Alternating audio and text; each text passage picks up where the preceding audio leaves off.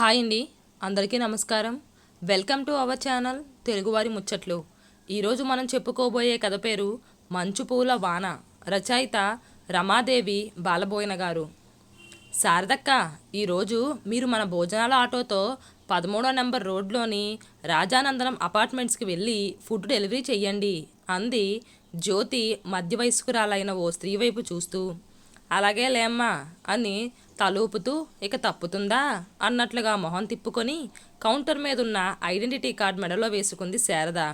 మళ్ళీ ఏదో గుర్తొచ్చిన దానిలా, అక్క, వాళ్ళు మనకు 16,300 రూపాయలు ఇస్తారు, ఈ రసీదు వారికిచ్చి డబ్బు తీసుకురండి అంటూనే, ఇదిగోండక్క, తిరిగి వస్తున్నప్పుడు రేపటి కోసం కావలసిన కూరగాయలన్నీ రైతు బజార్లో కొనుక్కురండి. శారదకు 1000 రూపాయలు ఇస్తూ అంది జ్యోతి చిరునవ్వుతో. రెండూ నేనే చెయ్యాలా?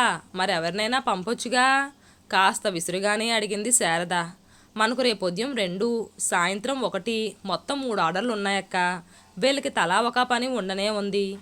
మీకు చెప్పాను, ఇదిగోండి లిస్టు రాసి పెట్టాను, వీటిలో ఉన్నవన్నీ తీసుకురండి అంటూ శారదను ఆటోతో పంపించేసింది జ్యోతి. శారద మాత్రం మూతి తిప్పుకొని అయిష్టంగానే వెళ్ళింది. అసలే మధ్యాహ్నం సమయంలో కడుపులో ఎలకలు పరిగెడుతుంటే గుమగుమలాడే వంటకాలను కళ్ళెదుట ఉంచుకొని తినలేకపోగా ఆ కస్టమర్ వాళ్ళ బంధువులకు భోజనం వడ్డించడం అంటే ఎంత బాధనో ఎంత ఇబ్బందో ఈమెకేం తెలుసు.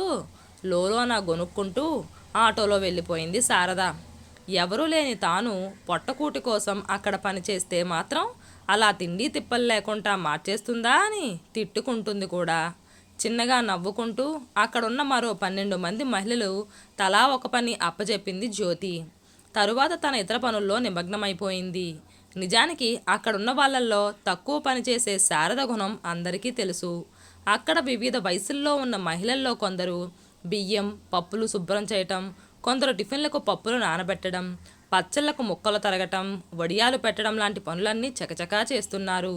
అక్కడున్న వాళ్ళందరూ చాలా సంతోషంగా పనిచేస్తున్నారు. తమ తమ కుటుంబ పోషణ కోసం ఏ పని దొరకని సమయంలో అక్కడ చేరారు. వాళ్ళంతా 40-50 ఏళ్ల వయసులో విధి వంచగా ఆ విధినే ప్రశ్నిస్తూ జీవితాన్ని గెలవాలనుకుంటున్న వాళ్ళే.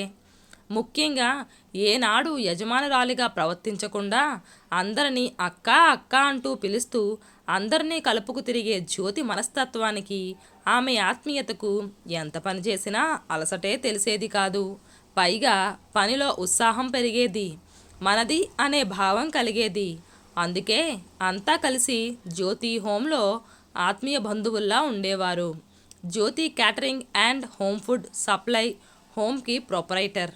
కస్టమర్ల నుండి ఆర్డర్లు తీసుకోవటం, సమయానికి అన్నీ తయారు చేయించి కస్టమర్ చెప్పిన సమయానికన్నా అరగంట ముందే అందజేయటం, శుచి శుభ్రత పాటించటం అన్నీ దగ్గరుండి మరీ చూసుకుంటుంది. అందుకే ఆమెకు అతి తక్కువ సమయంలోనే చాలా పేరొచ్చింది. చిన్నప్పటి నుంచి అనాథగా పెరిగినా కూడా ఎన్నడూ తన కష్టాలను ఎవరితోనూ పంచుకొని జ్యోతి గుబానంగా ఉంటుంది. చిన్నప్పుడు భోజనం కోసం తాను ఎంత అంగలార్చింది, అడిగిన వాళ్ళు చీకొడితే ఎంత దుఃఖించింది ఎన్నడూ మరవలేదు. అందుకే ఎవ్వరినీ పస్తులుండనీయదు. ఎప్పటిలాగే పనిలో లీనమైపోయింది జ్యోతి. అంతలో ఫోన్ మోగింది. కస్టమర్ అనుకొని ఫోన్ లిఫ్ట్ చేసింది. హలో, అవునండి, జ్యోతినే మాట్లాడుతున్నాను. అటు నుండి వాళ్ళు ఏం చెబుతున్నారో తెలీదు. జ్యోతిలో వస్తున్న మార్పులు చూసి అక్కడ పనిచేస్తున్న వాళ్ళంతా జ్యోతి చుట్టూ మూగారు. ఏమైందమ్మా, ఎందుకలా నీరసపడిపోతున్నారు? జ్యోతమ్మా, ఏమైందమ్మా? అందరూ కంగారు పడుతూ అడగసాగారు. మన ఫుడ్ ఆటోని లారీ గుద్దేసిందంట. శారదక్కకు గాయాలయ్యాయని చెబుతున్నారు. నన్ను గాంధీ హాస్పిటల్కి వెంటనే రమ్మన్నారు. నేను త్వరగా వెళ్ళాలి అంటూ స్కూటీపై బయలుదేరింది జ్యోతి.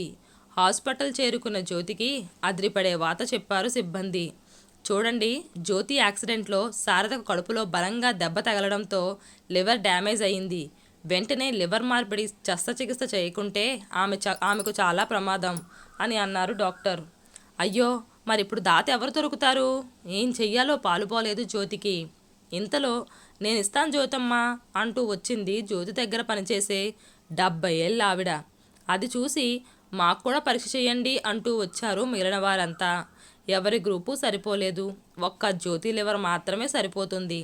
ఏం మాత్రం ఆలోచించకుండా జ్యోతి లివర్ నుండి కొంత భాగం శారదకు దానం చేసింది. ఆపరేషన్లు వరుసగా జరిగిపోయాయి. వారం రోజుల్లో శారదకు నయమైపోయింది. ఆ రోజే డిశ్చార్జ్ అయ్యి సంపూర్ణ ఆరోగ్యవంతురాలిగా ఇంటికి తిరిగొచ్చింది. హోంలోని మహిళలంతా ఆమెను సాదరంగా ఆహ్వానించారు. వాళ్ళ ఆనందానికి అవధులు లేవు. జ్యోతి శారదకు దిష్టి తీయించింది. హోం చేరిన శారద పశ్చాత్తాపంతో కుమిలిపోసాగింది. తన గత ప్రవర్తన గుర్తొచ్చి సిగ్గుపడింది. తానెంత రుసరుసలాడినా మనసులో ఉంచుకోక ఆత్మీయంగా తనను జాగ్రత్తగా చూసుకుంటున్న జ్యోతిని, బృందాన్ని చూసి ఆనందాశ్రువులు రాలాయి. ఊరడాంచిన జ్యోతిని పట్టుకొని భోరుమంది. ఇలా ఆత్మీయత చూపడమే అసలైన సంతృప్తి అని తెలుసుకుంది. అంతేకాకుండా తానెంత కష్టాల కొలిమిలో ఉన్నా మంచుపూల వానలా ప్రేమ కురిపించే జ్యోతి ప్రేమలో తడిసిపోయింది శారద. తన గుణం మార్చుకొని అందరికీ ప్రీతి పాత్రురాలయ్యింది శారద.